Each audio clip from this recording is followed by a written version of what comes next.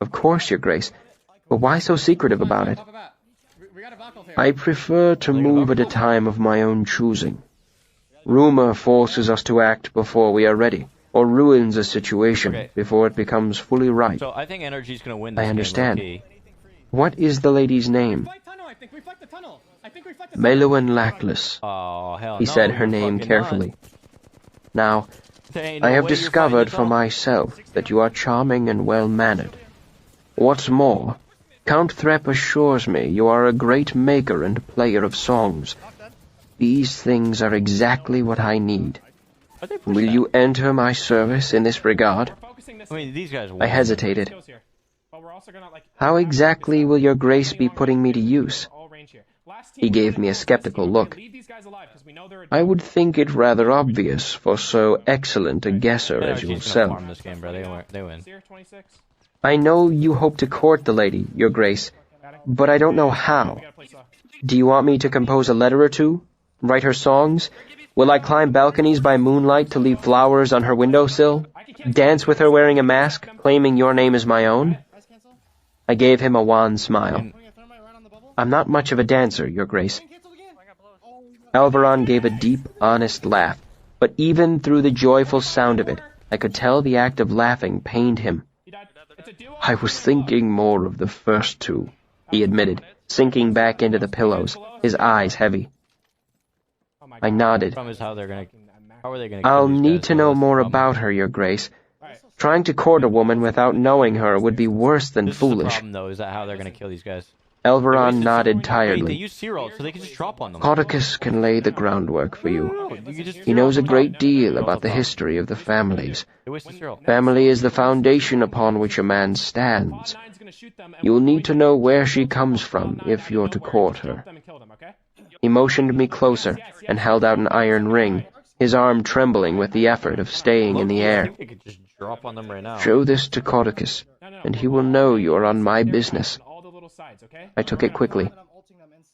Does he know you plan to marry? No. Alvaron's eyes flew open. Do not speak of this to anyone. Invent some reason for your inquiries. Fetch my medicine. He lay back, closing his eyes. As I left, I heard him speaking faintly. Sometimes they don't give it knowingly. Sometimes they don't give it willingly. Nevertheless, all power. Yes, Your Grace, I said, but he had already fallen into a fitful sleep before I left the room. Chapter 59. Purpose. As I left the mayor's rooms, I considered sending a runner with my card and ring ahead to Codicus. Then I dismissed the thought. I was on an errand for the mayor. Surely that would excuse a slight breach of etiquette. From the rumor mill, I knew Alvaron's arcanist had been a permanent part of the mayor's court for more than a dozen years. But other than the fact that he lived in one of the estate's southern towers, I had no idea what to expect from the man. I knocked on the thick timbered door. Hold on, then! The voice came faintly. There was the sound of a bolt being drawn back, and the door opened to reveal a thin man with a long, hawkish nose and curling black hair. He wore a long, dark garment, vaguely reminiscent of a master's robe. Yes? I was wondering if I might borrow a moment of your time, sir, I said, my nervousness only half feigned. He looked me over, taking in my fine clothes. I don't do love potions. You can find that sort of thing down in Severin Low. The heavy door began to inch closed. Though you'd be better off with a little dancing and some roses, if you ask me. I'm here for something else, I said quickly. Two things, actually. One for the mayor and one for myself. I lifted my hand, revealing the iron ring on my palm. Alvaron's name blazed in bright gold across the face of it. The door stopped closing. You'd best come in, then, Codicus said. The room looked like a small university contained in a single room. Lit with the familiar red glow of sympathy lamps, there were shelves of books, tables full of twisted glassware, and far in the back, half concealed by the curving wall of the tower, I thought I could see a small furnace or kiln. That's not a good "Good zone. God!" I exclaimed, covering my mouth with one hand. "Is that a dragon?" I pointed to a huge stuffed crocodile that hung from one of the ceiling beams. You have to understand, some arcanists are more territorial than sharks, especially those who have managed to acquire luxurious court positions such as this. I had no idea how Cauticus might react to a young arcanist in training arriving in his territory, so I decided it was safer to play the part of a pleasantly dim, non-threatening lordling. Cauticus closed the door behind me, chuckling. "No, it's an alligator. Quite harmless, I assure you." "It gave me a bit of a start," I said. "What is the use of such a thing?" "Honestly?" He looked up at it. "I don't rightly know. It belonged to the arcanist who lived here before me. It seemed a shame to throw it away. Impressive specimen, don't you think?" I gave it a nervous look. "Quite. What is this business you mentioned?" He gestured to a large, cushioned chair and settled himself into a similar chair across from me. "I'm afraid I only have a few minutes before I will be otherwise occupied. Until then, my time is yours." He trailed off questioningly. I could see he knew quite well who I was, the mysterious young man the mayor had been meeting with. Who is that? I guessed he was eager as the rest to find out why I was in Severin. This is a Japanese team. "Quoth," I said. Oh, controller. "Actually, the mayor's medicine is half my business." I saw a faint, irritated line appear between his eyebrows and hurried to correct whatever he might be thinking. "I was speaking with the mayor earlier." I gave the barest pause, as if I was unreasonably proud of this. "And he asked me if I might bring him his medicine after I had finished speaking with you." The line disappeared. "Certainly," Cauticus said easily. "It would save me the trip to his rooms, but what is the matter you wish to speak about?" "Well," I leaned forward excitedly, "I'm doing research into the histories of the noble families in Vintus. I'm thinking of writing a book, you see." "A genealogy?" I saw boredom begin to fog his eyes. "Oh no, there are genealogies aplenty. I was thinking of a collection of stories related to the great families." I was rather proud of this lie. Not only did it explain my curiosity about Meluan's family, it gave a reason for why I was spending so much time with the mayor. History tends to be rather dry, but everyone enjoys a story. Cauticus nodded to himself. "Clever idea. That could be an interesting book." "I'll be writing a brief historical preface for each family, as an introduction to the stories that follow.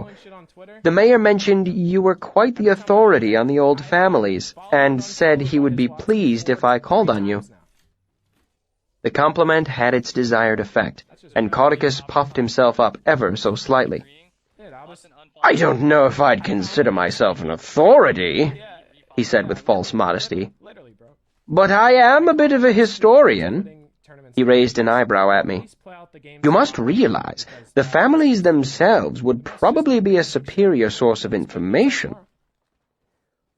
"One would think that," I said with a sideways look, "but families tend to be reluctant to share their most interesting stories." Cauticus gave a wide grin. "I imagine so." 220. The grin faded just as quickly. "But I'm certain I don't know any stories of that sort regarding the mayor's family," he said seriously. "Oh, no. I waved my hands in violent negation. "The mayor is a special case. I wouldn't dream—" I trailed off, swallowing visibly.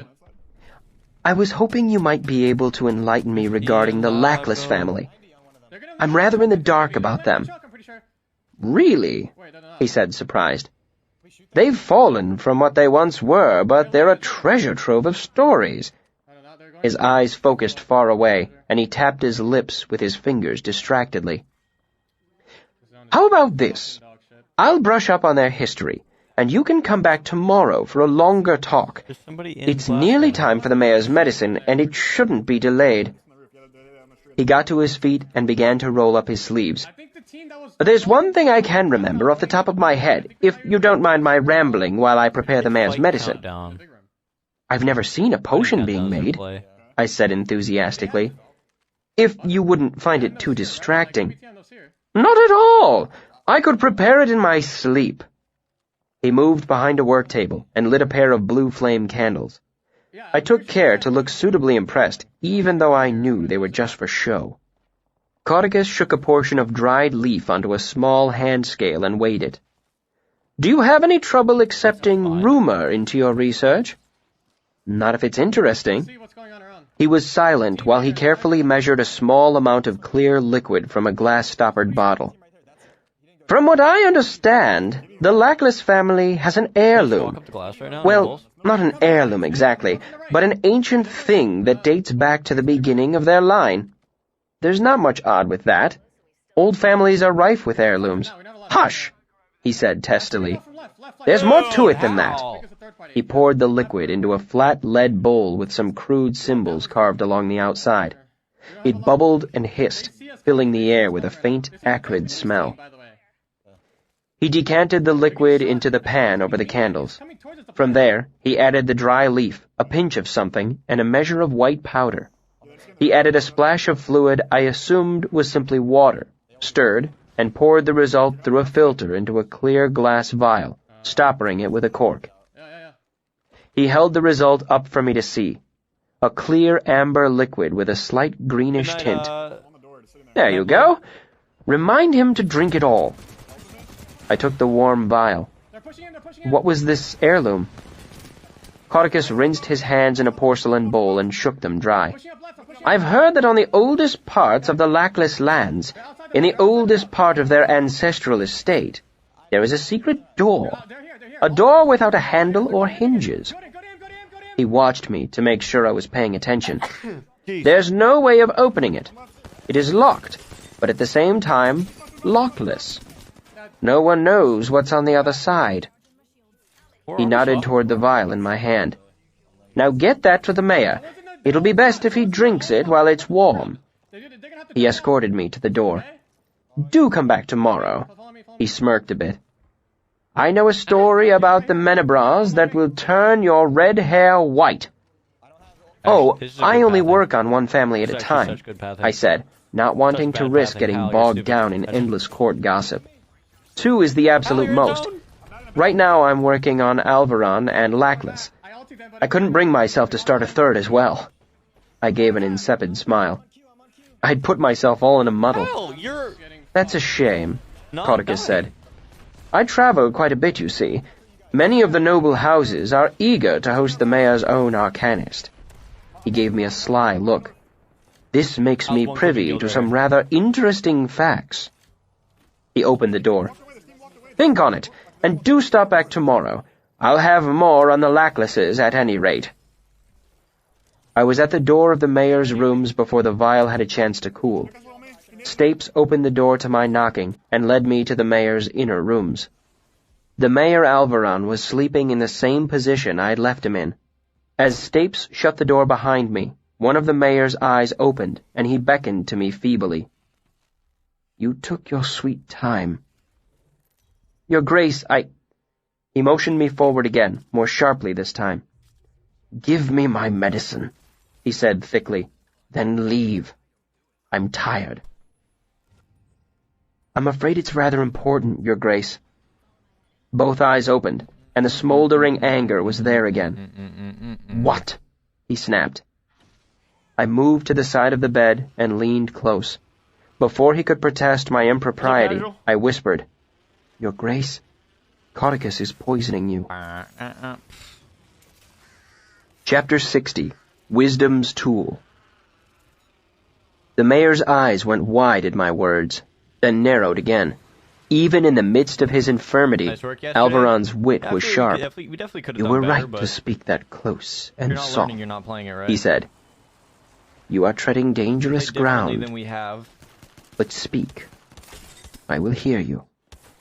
Your Grace, I suspect Threp did not mention in his letter that I'm a student at the university as well as a musician. I don't hate the way we played it. The mayor's eyes showed no glimmer of recognition. I think that we Which university? made some mistakes that... He asked. The university, Your Grace, I said.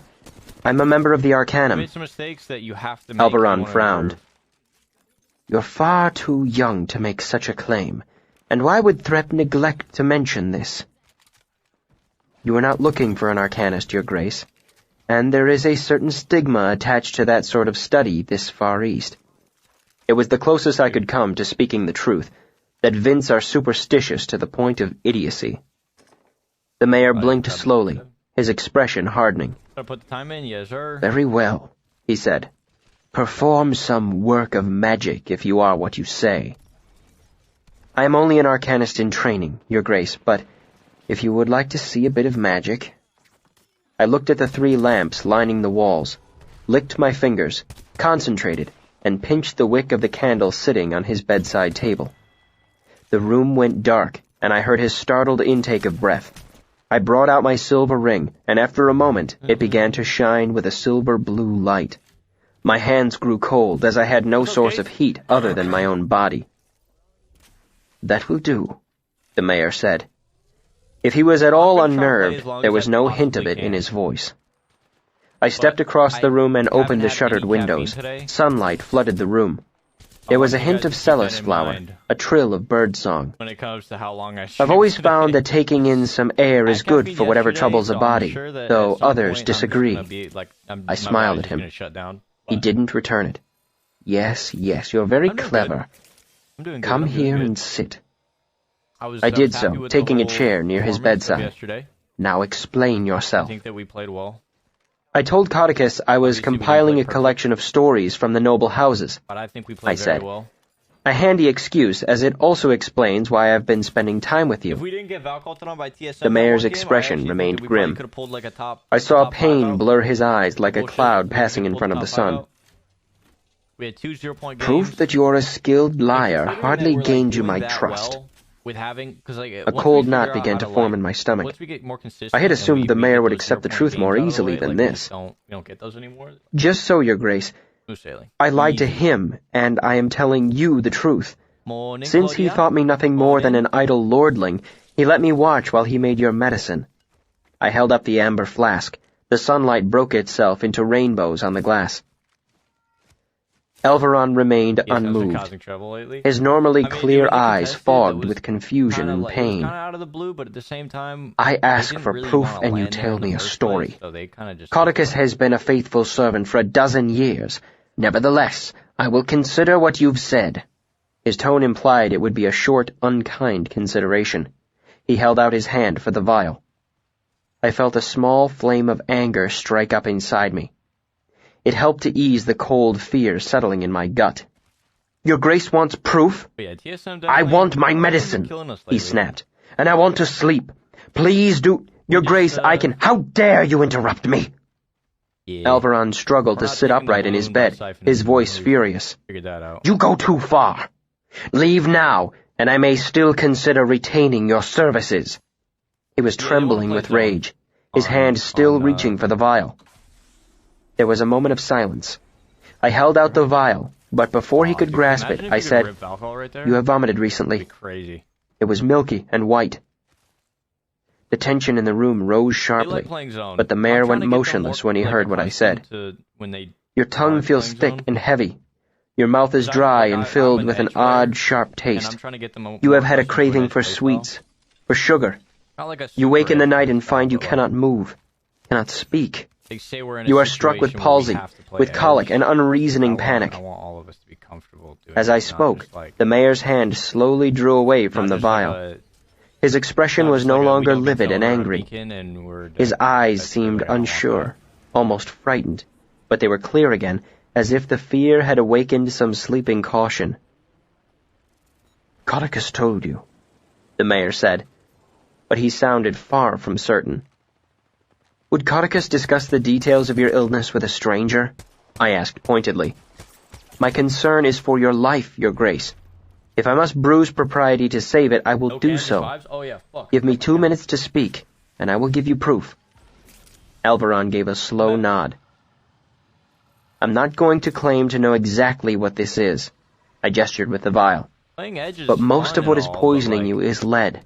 This Zone is accounts for the definitely more palsy, consistent for right the now pain in because your everybody muscles wants and to play viscera, Edge. the vomiting Everybody and thinks that they're, like, paralysis. the best fighting team in the game right now. I've had no paralysis. But playing I looked him over with a Edge critical right eye. now is kind of like That's bad. fortunate, but there is more than simply lead in this. I'm guessing this contains a goodly amount of ophalum, which isn't exactly poisonous. What is it, then? It's more of a medicine, or a drug. Which is it, then? He snapped. Poison or medicine? Has your grace ever taken laudanum? Fucking railed right now. Once, when I was younger, to help me sleep through the pain of a broken leg. Ophalum is a similar drug, but it is usually avoided as it is highly addictive. I paused. It is also called denner resin.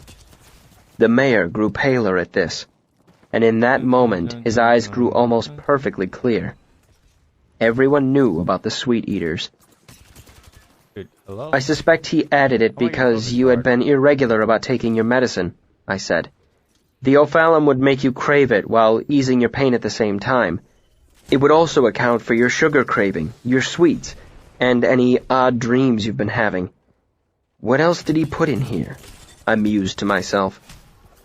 Probably stitch root or manum to keep you from vomiting too much. Clever. Horrible and clever. Not so clever. The mayor gave a rictus smile. He didn't manage to kill me. Yeah, I did. I hesitated, I did. then decided to tell him the truth. Consistent points win tournaments, yeah. Killing you would have been simple, Your Grace. You can get consistent He could points easily if you're dissolve enough consistently lead killing in this people. You can vial get to kill consistent you. points by doing that. I held it up to the light. Getting enough to make you sick without killing or paralyzing you, that is difficult. You kind of like, Why? it's not great. Why poison me if not to kill me? Joker, thanks so much for the 2 months. Your Grace would have better luck solving that riddle. What's up, Irv? You know more about the politics involved. Why poison me at all? The mayor sounded genuinely puzzled. I pay him lavishly. He is a member of the court in high regard. He has the freedom to pursue his own projects and travel when he wishes. He has lived here a dozen years. Why now? He shook his head. I tell you, it doesn't make sense. Modern Warfare 2's out. Money? I suggested. They say every man has a price. Mayor continued to shake his head. Then he looked up suddenly. No. I've just remembered. I fell ill long before Codicus began to treat me. I'm doing good. He stopped to think. Yes, that's right. I approached him to see if he could treat my illness. The symptoms you mentioned didn't appear until months after he started treating me. It couldn't have been him. Lead works slowly in small doses, Your Grace. If he were going to poison you, he would hardly want you vomiting blood 10 minutes after you drank his medicine. I suddenly remembered who I was talking to. Not terrible. That was poorly said, Your Grace. I apologize. He nodded a stiff acceptance. You definitely not. Too much of what you say is too close to the mark for me to ignore. Yet still, I can't believe Codicus would do such a thing. We can put it to the test, Your Grace. He looked up at me. How is that? Order a half-dozen birds brought to your rooms. Sipquicks would be ideal. There's no gun here. Why'd you guys all in there? Tiny, bright things, yellow and red. I held up my fingers about 2 inches apart. They're thick in your gardens. They drink the nectar from your celis flowers. Oh, we call them flits. Are you getting the PC? We will mix your medicine with their nectar and see what happens. His expression grew bleak. What's up, Jay? If lead works slowly, as you say, this will take months. I'll not go without my medicine for months on some poorly supported fancy of yours. That guy's a demon. I saw his temper burning close to the surface of his voice. They weigh much less than you, Your Grace, and their metabolisms are much faster. We should see results within a day or 2 at most. I hoped. He seemed to consider this. Very well, he said, lifting a bell from his bedside table. I spoke quickly before he could ring it. Might I ask Your Grace to invent some reason for needing these birds? A little caution would serve us well. I have known Stapes forever, the mayor said firmly, his eyes as clear and sharp as I had ever seen them. I trust him with my lands, my lockbox, and my life. I do not ever wish to hear you imply he is anything other than perfectly trustworthy." There was unshakable belief in his voice. I dropped my eyes. "Yes, Your Grace." He rang the bell, and it was barely 2 seconds before the portly manservant opened the door. "Yes, sir?" "Stapes, I miss being able to walk in the gardens. Could you find me a half-dozen flits?" "Flits, sir?" Pathfinder. "Yes," the mayor said, as if he were ordering lunch. "They're pretty things. I think the sound of them will help me sleep." "I'll see what I can do, sir." Before he closed the door, Stapes scowled at me. After the door was shut, I looked at the mayor. "Might I ask Your Grace why?" Hypothetically? I don't "To know. save him the trouble of lying. He hasn't the knack for it. And there is wisdom in what you said. Caution is always wisdom's tool." I saw a thin layer of perspiration covering his face. "If I am correct, Your Grace, tonight will be difficult for you." Oh, nice. "All my nights are difficult happy of with late," the guns that he I said got. bitterly. "What will make this one any worse than the last?" "Theophalum, Your Grace. Your body is craving it. In 2 days, you should be through the worst of it, but until then you will be in considerable discomfort. Speak plainly." "There will be aching in your jaw and head, sweating, nausea, cramps, and Dude, there's spasms, no gun! especially in your legs and lower back. You may lose control of your bowels, and there will be alternating periods of intense thirst and vomiting." I looked down at my hands. "I'm sorry, Your Grace." EA fumbled the bag for sure. They definitely Alvaron's did. expression was rather pinched by the end of my description, but he nodded graciously. "I would rather know. There are a few things that will make it slightly more tolerable, Your Grace." He brightened a bit. "Such as?" "Laudanum, for one. Just a bit to ease your body's craving, and a few other things. Their names are unimportant. I can mix them into a tea for you. Another problem is that you still have a goodly deal of lead in your body that isn't going to go away on its own." This seemed to alarm him more than anything I'd said so far. "Won't I simply pass it?" I shook my head. "Metals are insidious Did you poisons. guys see the flatline iron sight They become changes? trapped in your body. Only by special effort can we leach the lead away." Mayor scowled. "Damn and bother. I hate leeches." They're "A figure of changing, like, speech, the Your pay to Grace. win skins. Only imbeciles and They're toad not pay to eaters win. use leeches in this day and So age. stupid. The lead needs to be drawn out of you." I thought about telling him the truth, that he would most likely never be rid of all of it, but decided to keep that bit of information to myself. "Can you do it?" I thought for a long moment. "I am probably your best option, Your Grace. We are a long way from the university. Yikes. I wager not 1 in 10 physicians here have any respectable You better training, not touch the R9, and though, that's I what I'm don't know saying. who among them might know Caudicus." Like, they're gonna kill the I gun thought if for they a do. moment longer, then shook my head. "I can think of 50 people better suited to the job, but they are 1,000 miles away." "I appreciate your honesty. Frank? Most of what I need I can find down in Severin Low. However, I trailed off, hoping the mayor would understand my meaning and save me the embarrassment of asking for money. He stared at me blankly. I'm "However, gonna die here. I will need no, money, not. Your Grace. The things you will need are not easy to come by." "Oh, of course." He produced a all these purse race and mates? passed it to me. I was a little surprised to find the mayor had at least one well-stocked purse within easy arm's reach of his bed. Boom, boom, boom, boom, Unbidden, boom, I remembered boom, my boom, tirade boom. to a tailor in Tarbean years ago. What had I said to him? A gentleman is never far from his purse. I fought down an inappropriate fit of laughter. Stapes returned shortly after that. In a surprising display of resourcefulness, he produced a dozen Sipquicks in a wheeled cage the size of a wardrobe. "My word, Stapes," the mayor exclaimed as his manservant rolled the fine mesh cage through the doorway. "You've outdone yourself." "Where would it suit you best, sir?" "Just leave it there for now. Yeah, I think we are. I'll have actually Quoth moving move unless it for me." houses he's gonna hop on. Stapes looked a Doubt trifle he will. wounded. "It's no trouble. I know you'd be glad to do it, Stapes. but I was hoping you would fetch me a fresh pitcher of apple draw instead. Okay. I think it might settle my stomach. Certainly. He hurried out again, closing the door behind him. As soon as the door was closed, I moved to the cage. The little gem-like birds darted from perch to perch with a blurring speed. I meant to switch my Pretty guns, but I guess things, it didn't. I heard the mayor muse.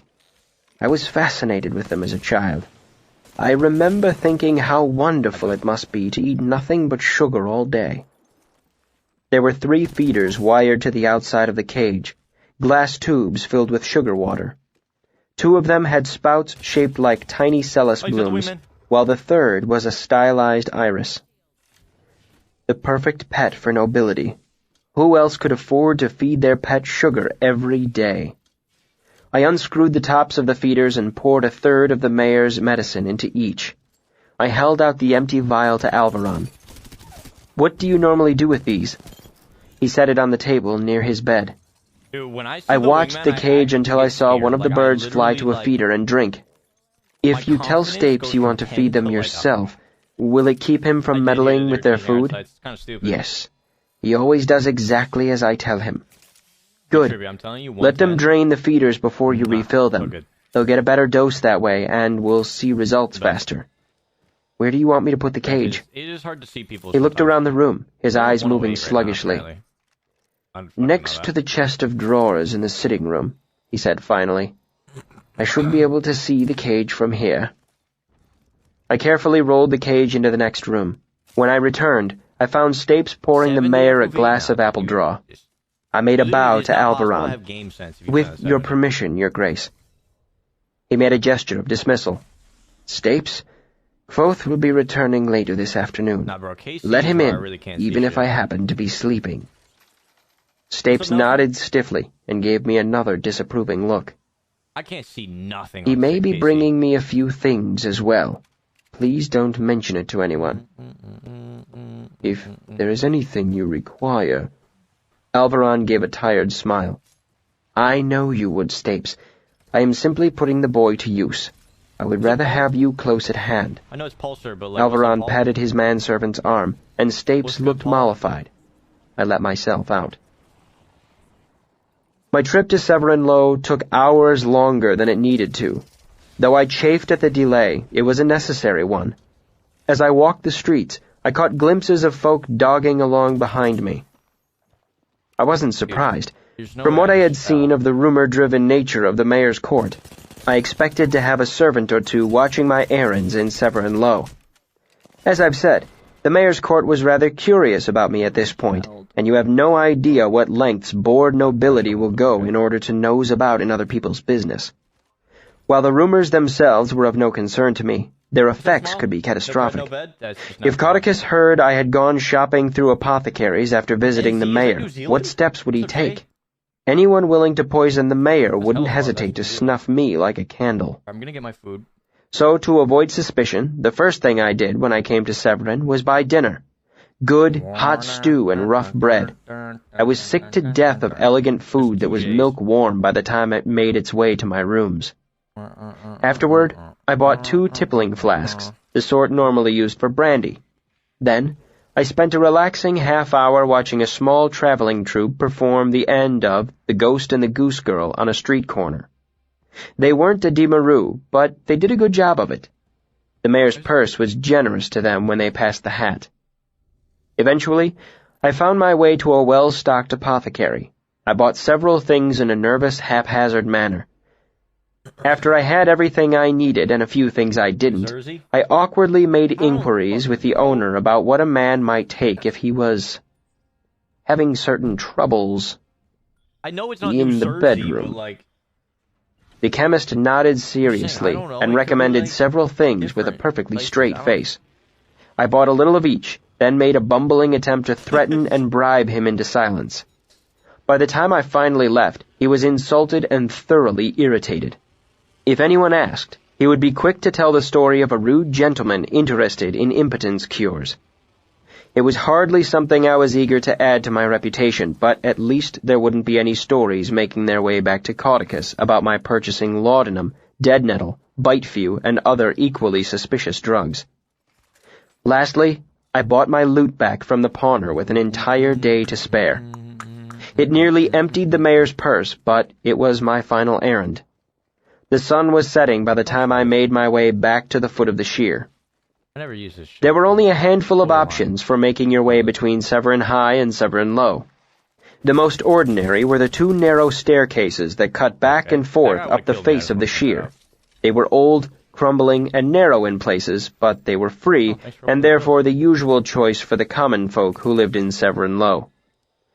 For those who didn't relish the thought of climbing 200 feet of narrow stairway, there were other options.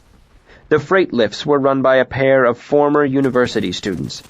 Not full arcanists, but clever men who knew enough sympathy and engineering to manage the rather mundane task of hauling wagons and horses up and down the sheer on a large wooden platform. For passengers, the freights cost a penny going up and a halfpenny going down, though you'd occasionally have to wait for some merchant to finish loading or unloading his goods before the lift could make its trip. Nobility didn't use the freights. The Vintic suspicion of all things remotely arcane took them to the horse lifts. These were drawn by a team of 20 horses hitched to a complex series of pulleys. This meant the horse lifts were a little faster and cost a full silver 8-bit to ride. Best of all, every month or so some drunk lordling would fall to his death from them, adding to their popularity by showing the breeding of the clientele. Since the money in my purse wasn't my own, I decided to use the horse lifts. I joined the 4 gentlemen and 1 lady who were already in line, waited for the lift to lower itself, then handed over my thin silver bit and stepped aboard. It was no more than an open-sided box with a brass rail running around the edge. Thick hempen ropes connected to the corners, giving it some stability, but any extreme motion set the thing swaying in a most disturbing fashion. A smartly dressed boy rode up and down with each load of passengers, opening the gate and signaling the horse drivers at the top when to begin their pull. Dude, I couldn't. I thought there was 3 of them. It is the custom of the nobility to put their backs to Severin as they ride the lifts. Gawking was something common folk did. Not particularly caring what the nobles thought of me, I stood at the front rail. My stomach did peculiar things as we rose from the ground. I watched Severin spread out below. It was an old city, and proud. The high stone walls circling it spoke of troubled times long past. It said much of the mayor that even in these peaceful times the fortifications were kept in excellent repair. All 3 of the gates were guarded, and they were closed at sundown every night. As the lift continued, I could see the different sections of Severin as clearly as if I were looking down on a map. There was a rich neighborhood, spaced with gardens and parks, the buildings all of brick and old stone. There was the poor quarter, the streets narrow and twisting, where all the roofs were tar and wooden shingles. At the foot of the cliff, a black scar marked where a fire had cut through the city at some point in the past, leaving little more than the charred bones of buildings. Too soon, the ride was over. I let the other gentles disembark as I leaned against the railing, looking out over the city far below. "Sir," the boy who rode the lift prompted wearily. "All off." I turned, stepped off the lift, and saw Denna standing in the front of the line. Before I had time to do anything other than stare in wonder, she turned and met my eyes. Her face lit. She cried my name, ran at me, and was nestled in my arms before I knew what was happening. I settled my arms around her and rested my cheek against her ear. We came together easily, as if we were dancers, as if we'd practiced it 1,000 times. She was warm and soft. "What are you doing here?" she asked. Her heart was racing, and I felt it thrilling against my chest. I stood mutely as she stepped back from me. Only then did I notice an old bruise fading to yellow high on her cheek. Even so, she was the most beautiful thing I had seen in 2 months and 1,000 miles. "What are you doing here?" I asked. She laughed her silver laugh and reached out to touch my arm. Then her eyes flicked over my shoulder and her face fell. "Hold on!" she cried to the boy who was closing the gate to the lift. "I have to catch this one or I'll be late," she said, her face full of pained apology as she stepped past me onto the lift. "Come find me." The boy closed the gate behind her, and my heart fell as the lift began to drop from sight. "Where should I look?" I stepped closer to the edge of the sheer, watching her fall away. She was looking up, her face white against the darkness, her hair a shadow in the night. "The 2nd Street north of Main, Tinnery Street." Shadow took her, and suddenly I was alone. I stood, the smell of her still in the air around me, the warmth of her just fading from my hands. I could still feel the tremor of her heart, like a caged bird beating against my chest. And I actually don't like it. Kinda weird. Chapter 61, Dead Nettle. After my trip to Severin, I deposited my loot case in my room and made my way to Alvaron's private rooms as quickly as possible. Stapes was not pleased to see me, but he showed me in with the same bustling efficiency as always. Alvaron lay in a sweaty stupor, his bedclothes twisted around him. It was only then I noticed how thin he had grown. His arms and legs were stringy, and his complexion had faded from pale to gray. He glowered at me as I entered the room. Stapes arranged the mayor's covers in a more modest fashion and helped him into a seated position, propping him up with pillows. The mayor endured these ministrations stoically, then said, "Thank you, Stapes," in a tone of dismissal. The manservant left slowly, giving me a decidedly uncivil stare. I approached the mayor's bed and brought several items from the pockets of my cloak. "I found everything I needed, Your Grace, though not everything I hoped for. How do you feel?" He gave me a look that spoke volumes. "It took you a damn long time getting back. Codicus came while you were away." I fought down a wave of anxiety. "What happened?" He asked me how I was feeling, and I told him the truth. He looked in my eyes and down my throat and asked me if I'd thrown up. I told him yes, and that I wanted more medicine, and to be left alone. He left and sent some over. I felt a panic rise in me. "Did you drink it?" "If you'd been gone much longer, I would have, and to hell with your fairy stories." He brought another vial from beneath his pillow. "I can't see what harm it could do. I can feel myself dying already." He thrust it toward me angrily. "I should be able to improve matters, Your Grace. Remember, tonight will be the most difficult. Tomorrow will be bad. After that, all should be well." "If I live so long as that," he groused. It was just the petulant grumble of a sick man, but it mirrored my thoughts so precisely that ice ran down my back. Earlier, I hadn't considered that the mayor might die despite my intervention, but when I looked at him now, frail and gray and trembling, I realized the truth.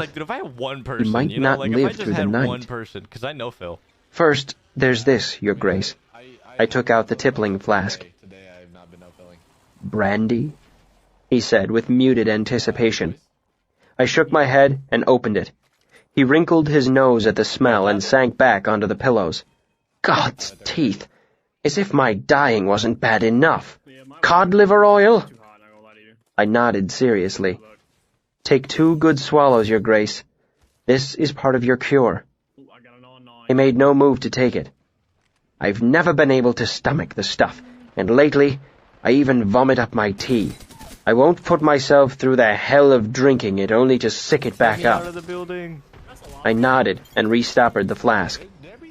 "I'll give you something to stop that." There was a pot of water on the bedside table, and I began to mix him a cup of tea. He craned weakly to see what I was doing. "What are you putting in that?"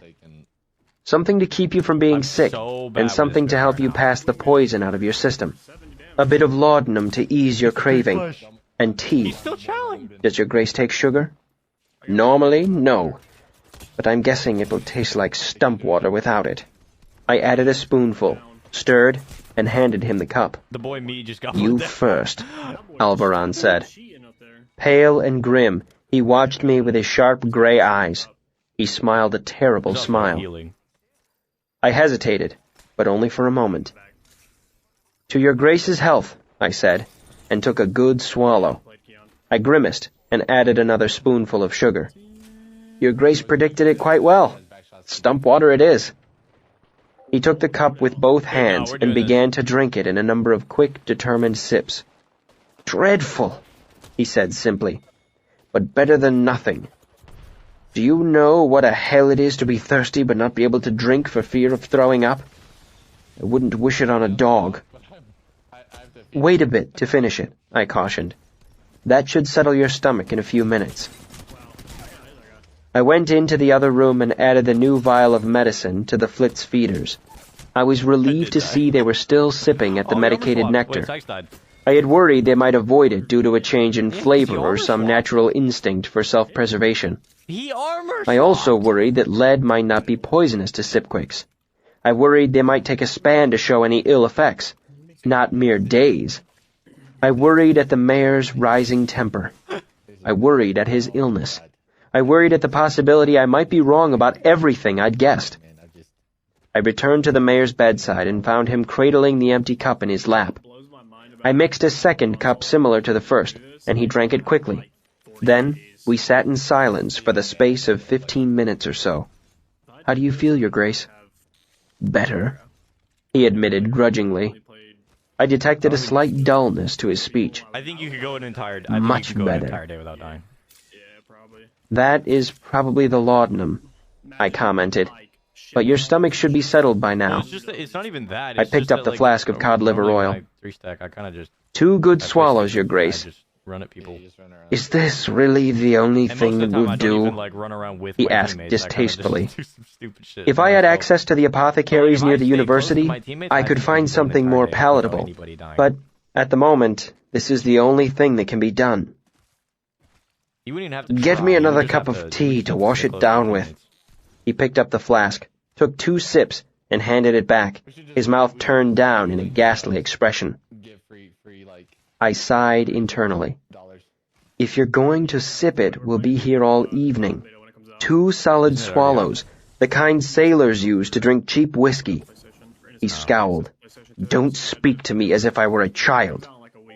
Then act the part of a man, I said harshly, stunning him to silence. 2 swallows every 4 hours. That whole flask should be finished by tomorrow. His gray eyes narrowed dangerously. I would remind you who you are speaking to. I am speaking to a sick man who will not take his medicine, I said levelly. Anger smoldered behind his laudanum-dulled eyes. A pint of fish oil is not medicine, he hissed. It is a malicious and unreasonable request. It can't be done. I fixed him with my best withering stare and took the flask out of his hand. Without looking away, I drank the whole thing down. Swallow after swallow of the oil passed my gullet as I held the mayor's eye. I watched his face shift from angry to disgusted, then finally settle into an expression of muted, sickened awe. I upended the flask, ran my finger around the inside of it, and licked it clean. I pulled out a second flask from a pocket of my cloak. This was going to be your dose for tomorrow, but you will need to use it tonight. If you find it easier, 1 swallow every 2 hours should suffice. I held it out to him, still holding his eyes with mine. He took it mutely, drank 2 good swallows, and stoppered the flask with a grim determination. Pride is always a better lever against the nobility than reason. I fished in one of the pockets of my rich burgundy cloak and brought out the mayor's ring. I forgot to return this to you before, Your Grace. I held it out to him. He began to reach out for it, then stopped. Keep it for now, he said. You've earned that much, I imagine. Thank you, Your Grace, I said, careful to keep my expression composed. He wasn't inviting me to wear the ring, but allowing me to keep it was a tangible step forward in our relationship. No matter how his courtship of the Lady Lackless went, I had made an impression on him today. I poured him more tea and decided to finish his instructions while I had his attention. These guys are the best nades. You should drink the rest of this potful tonight, Your Grace. But remember, it's all you'll have until tomorrow. When you send for me, I'll brew you some more. You should try to drink as many fluids as you can tonight. Milk would be best. Put some honey in it, and it will go down easier." He agreed and seemed to be easing towards sleep. Knowing how difficult his night would be, I let him nod off. I gathered my things before letting myself out. Stapes was waiting in the outer rooms. I mentioned to him that the mayor was sleeping and told him not to toss out the tea in the pot, as his grace would be wanting it when he woke up. As I left, the look Stapes gave me was not merely chilly as it had been before. It was hateful, practically venomous. Only after he closed the door behind me did I realize what this must look like to him. He assumed I was taking advantage of the mayor in his time of weakness. There are a great many such people in the world, traveling physicians with no qualms about preying on the fears of the desperately ill. The best example of this is Deadnettle, the potion seller in 3 pennies for wishing. Easily one of the most despised characters in all drama, there's no audience that doesn't cheer when Deadnettle gets pilloried in the 4th act.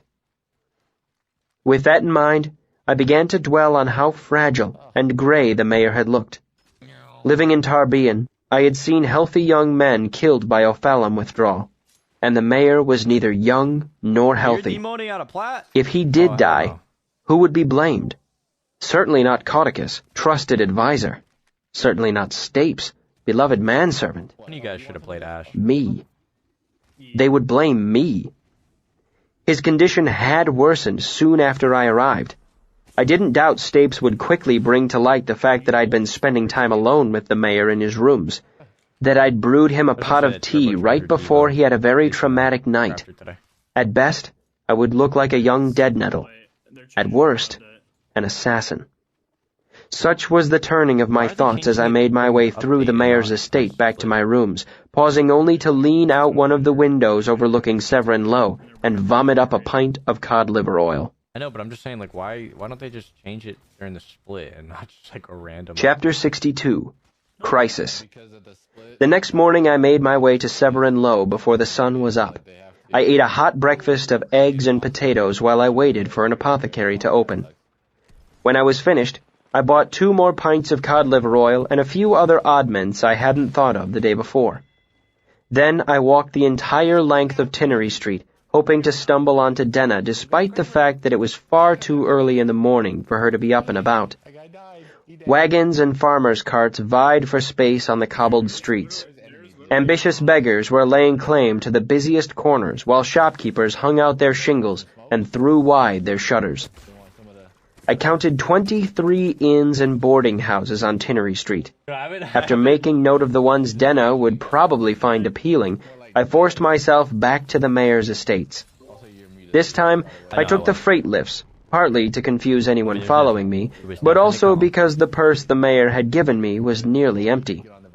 Since I needed to keep a normal face on things, I remained in my rooms, waiting for the mayor to send for me. I sent my card and ring to Braden, and soon he was sitting across from me, thrashing me at tack and telling stories.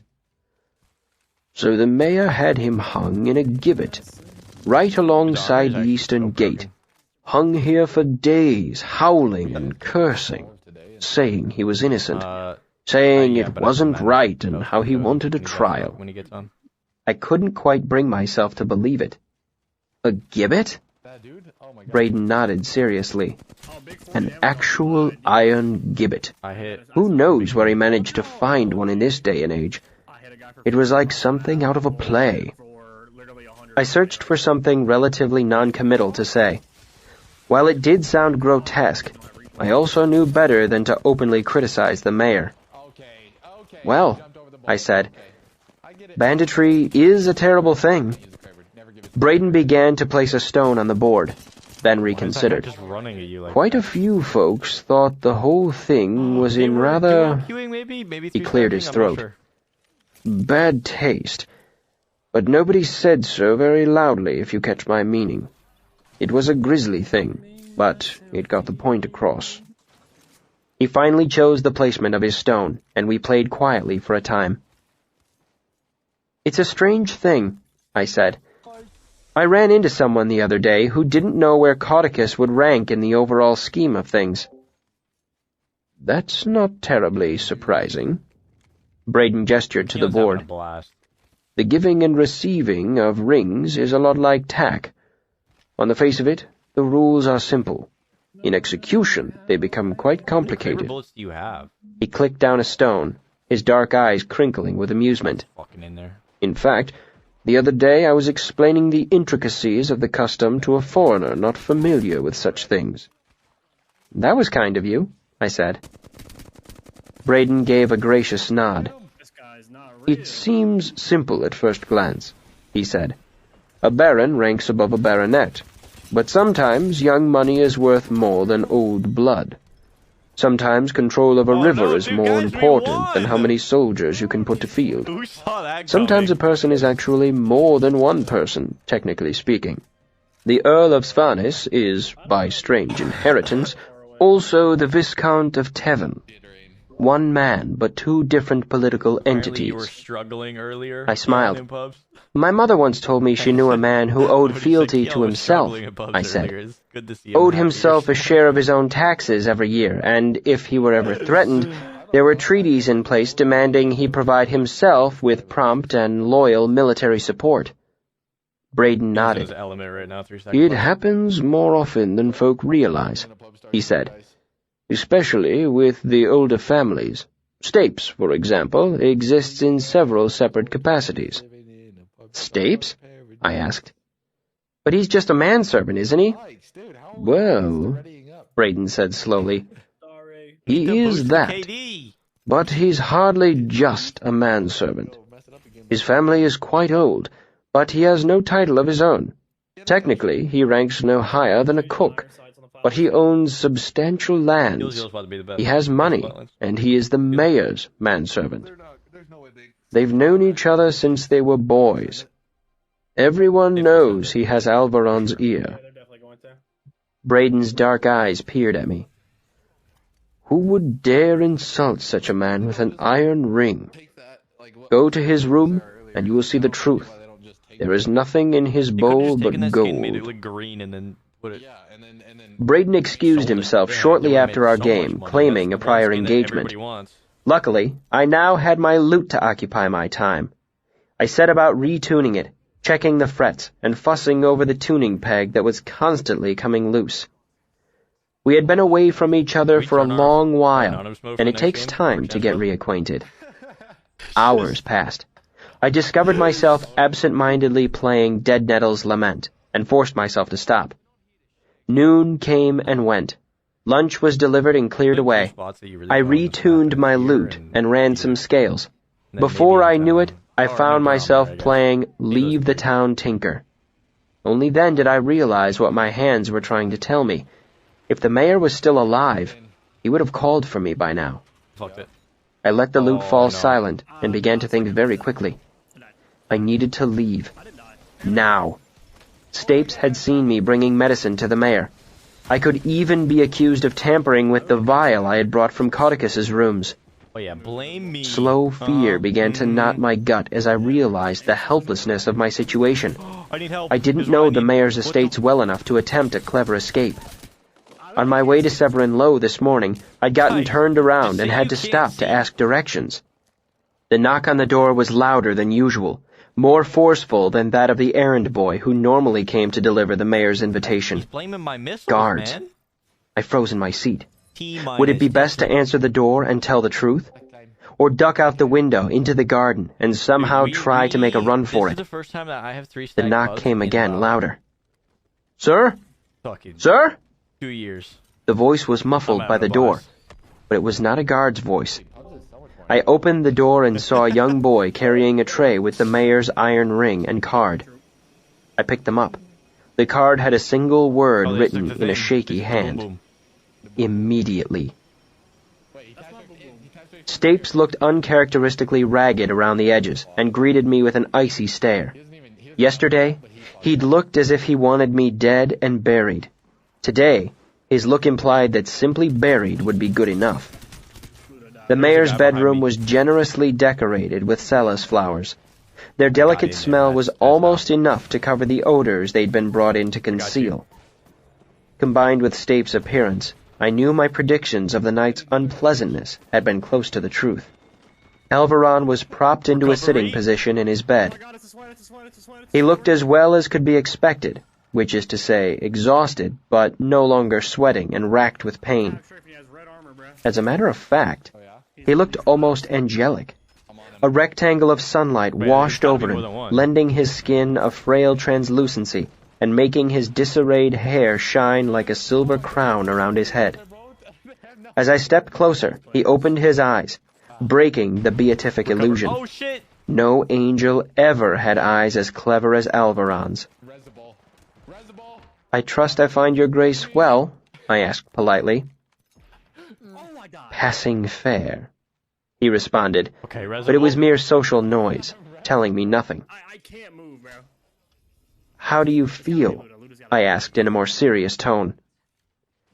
He gave me a long look that let me know he did not approve of my addressing him so casually, then said, "Old. You in our height? I feel old and weak." He took a deep breath.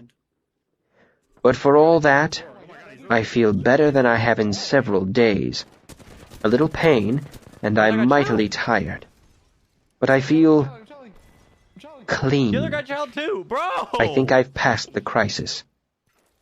I did not ask about last night. "Would you like me to No, mix I'm you not. another pot of tea?" Lily Please. bacon or something? His tone was measured and polite. Liberty bacon. Unable to guess O2, his 3K mood, badge. I hurried through the preparations and handed him his cup.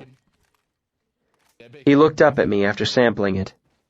"This tastes different." "There is less laudanum in it," I explained. "Too much would be harmful to your grace. Your body would begin to depend on it as surely as it craved the ophalum." He nodded. "You'll note my birds are doing well," he said in an overly casual tone. I looked through the doorway and saw the Sipquicks darting about in their gilded cage, lively as ever. I felt a chill at the implication of his comment. He still didn't believe Cauticus was poisoning him. I was too stunned to make a quick reply, but after a breath or two I managed to say, I would definitely be "Their mad. health does not concern me nearly so much as your own. You do feel better, don't you, Your Grace?" "That is the nature of my illness. It comes and goes." The mayor set down his cup of tea, still 3/4 full. "Eventually it fades entirely, and Cauticus is wait, he free just to shot go off Bangle. gallivanting for months at a time, gathering ingredients for his charms and Wait, potions. that bangle just hit me. Speaking of," I can't see anything. he said, folding his hands in his lap, "would you do me the favor of fetching my medicine from Cauticus?" "Certainly, Your Grace." I stretched a smile over my face, trying to ignore the unease settling in my chest. I cleaned up the clutter I had created while fixing his tea, tucking packages and bundles of herbs back into the pockets of my burgundy cloak. The mayor nodded graciously, then closed his eyes and seemed to lapse back into his tranquil, sunlit nap. "Our fledgling historian," Cauticus said as he gestured me inside and offered me a seat. "If you'll excuse me for a moment, I'll be right back." I sank into the padded chair and only then noticed the array of rings on the nearby table. Cauticus had gone so far as to have a rack built for them. Each was displayed with the name facing outward. There were a great many of them, silver, iron, and gold. Both my gold ring and Alvaron's iron one sat on a small tray on the table. I reclaimed them, taking note of this rather graceful way of wordlessly offering the return of a ring. I looked around the large tower room with muted curiosity. What possible motive could he have for poisoning the mayor? Barring access to the university itself, this place was every arcanist's Take dream. your notice off. Curious, I got to my feet and wandered to his bookshelves. Cauticus had a respectable library with nearly 100 books crowding for space. Quick. I recognized many of the titles. Some were chemical references. Some were alchemical. Others dealt with the natural sciences, herbology, physiology, bestiology. The vast majority seemed to be historical in nature. A thought occurred to me. Perhaps I could get the native vintage superstition to work to my advantage. If Codicus was a serious scholar and even half as superstitious as a native Vint, he might know something about the Chandrian. Best of all, since I was playing the dim-witted lordling, I didn't need to worry about damaging my reputation. Codicus came around the corner and seemed somewhat taken aback when he saw me standing by the bookshelves, but he rallied quickly and gave me a polite smile. "See anything you're interested in?" I turned, shaking my head. "Not particularly," I said. "Do you know anything about the Chandrian?" Codicus looked at me blankly for a moment, then burst out laughing. "I know they're not going to come into your room at night and steal you out of your bed," he said, wiggling his fingers at me the way you'd tease a child. "You don't study mythology, then?" I asked, fighting down a wave of disappointment at his reaction. I tried to console myself with the fact that this would firmly solidify me as a half-wit lordling in his mind. Codicus sniffed. "That's hardly mythology," he said dismissively. "One could barely even stoop to calling it folklore. It's superstitious bunk, and I don't waste my time with it. No serious scholar would." He began to putter around the room, restoppering bottles and tucking them into cabinets, straightening up stacks of papers and returning books to their shelves. "Speaking of serious scholarship, if I remember correctly, you were curious about the Lackless family?" I simply stared at him for a moment.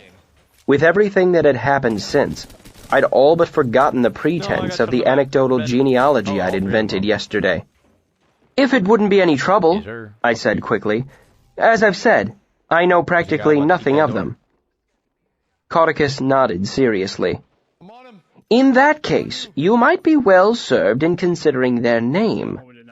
He adjusted an alcohol lamp underneath a simmering glass alembic in the midst of an impressive array of copper tubing. Whatever he was distilling, I guessed it wasn't peach brandy. "You see, names can tell you a great deal about a thing." I grinned at that, then fought to smother the expression. "You don't say." He turned back to face me just as I got my mouth under control. "Oh, yes," he said. "You see, names are sometimes based on other, older names. The older the name, the closer it lies to the truth. Lackless is a relatively new name for the family, not much more than 600 years old." For once, I didn't have to feign amazement. 600 years is new? The Lackless family is old. He stopped his pacing and settled down into a threadbare armchair. "Much older than the House of Alvaron. 1,000 years ago, the Lackless family enjoyed a power at least as great as Alvaron's. Pieces of what are now Vintus, Modeg, and a large portion of the small kingdoms were all Lackless lands at one point." "What was their name before that?" I asked. He pulled down a thick book and flipped its pages impatiently. "Here it is. The family was called Leoklos, or Loklos, or Leolos.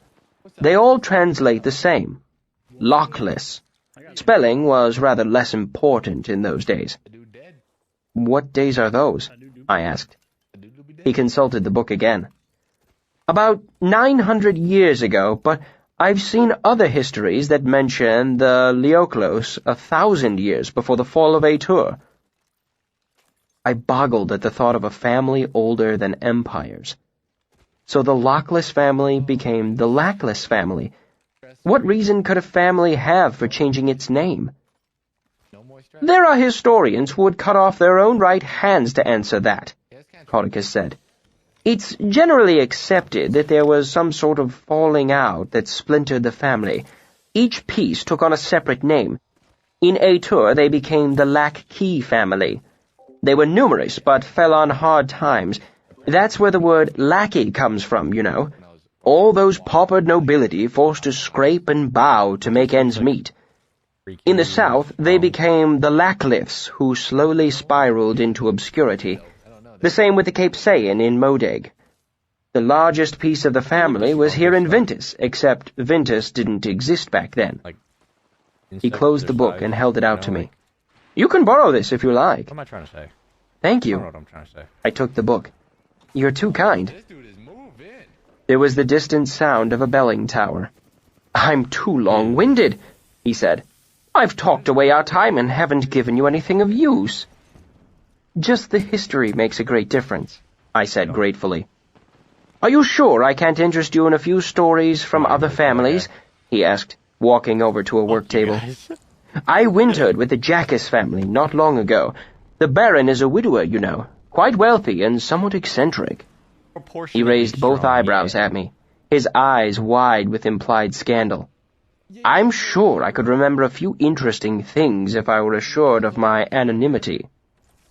I was tempted to break character for that, but instead I shook my head. "Perhaps when I'm done working on the lackless section," I said with all the self-importance of someone devoted to a truly useless project. "My research is quite delicate. I don't want to get tangled up in my head." Codicus frowned a bit, then shrugged it away as he rolled up his sleeves and began to make the mayor's medicine. I watched him go through his preparations again. It wasn't alchemy. I knew that from watching Simon work. This was barely even chemistry. Mixing a medicine like this was closer to following a recipe than anything. But what were the ingredients? I watched him move through it step by step. The dried leaf was probably bitefew. The liquid from the stoppered jar was no doubt moratum or aquafortis, some sort of acid at any rate. When it bubbled and steamed in the lead bowl, it dissolved a small amount of lead, maybe only a quarter scruple. The white powder was probably the ophalum. He added a pinch of the final ingredient. I couldn't even guess what that was. It looked like salt, but then again, most everything looks like salt. As he went through the motions, Codicus nattered on about court gossip. Defair's eldest son had broken his leg jumping out a brothel window. Lady Hesua's most recent lover was Yillish and didn't speak a word of Aeturin. There was a rumor of highwaymen on the King's Road to the north, but there are always rumors of bandits, so that was nothing new. I don't care one whit for gossip, but I can fake interest when I must. Die for that? All the while I watched Codicus for some telltale sign, some whisper of nervousness, a bead of sweat, a moment's hesitation, but there was nothing. Not the slightest indication he was preparing a poison for the mayor. He was perfectly comfortable, utterly at ease.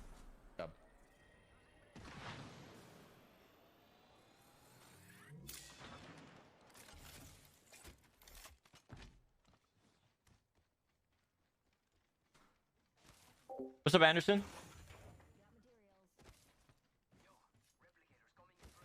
I don't think he does. Casual.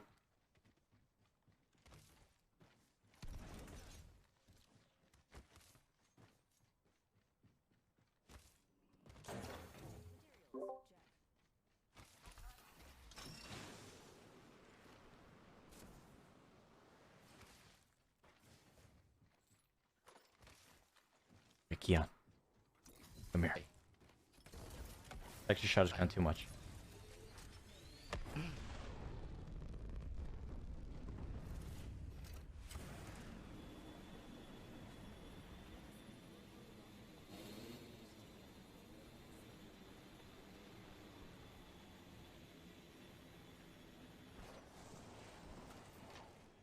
Gotta be somewhere in zone, right? The last team. Last mail-in. Has to be caustic up, playing for the dub. Fuck! And of course he found him. How did Sykes find them?